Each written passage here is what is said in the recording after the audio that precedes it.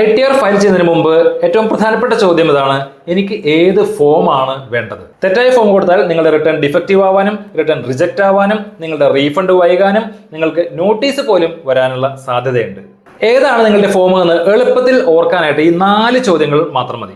ഒന്നാമത്തെ ചോദ്യം: നിങ്ങൾക്ക് ബിസിനസ് ഓർ പ്രൊഫഷണൽ ഇൻകം ഉണ്ടോ? അങ്ങനെയെങ്കിൽ സാധാരണയായി ITR 3.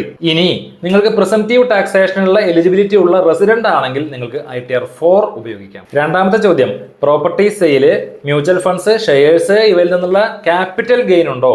അങ്ങനെയെങ്കിൽ നിങ്ങൾക്ക് ITR ഫോം 2 ആണ് ഉപയോഗിക്കേണ്ടത്.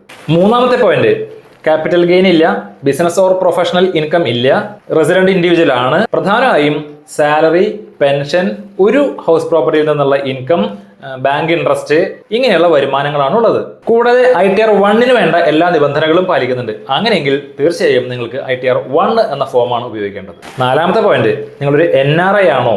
NRIസിന് സാധാരണയായി ITR 2 ആണ് ഉപയോഗിക്കേണ്ടത്. പക്ഷേ അവർക്കും പ്രൊഫഷണൽ അല്ലെങ്കിൽ ബിസിനസ് ഇൻകം ഉണ്ട് എങ്കിൽ ITR 3 ഉപയോഗിക്കണം. ശ്രദ്ധിക്കുക, NRIസിന് ഒരിക്കലും ITR 1 അല്ലെങ്കിൽ ITR 4 ഉപയോഗിക്കാനായിട്ട് സാധിക്കില്ല.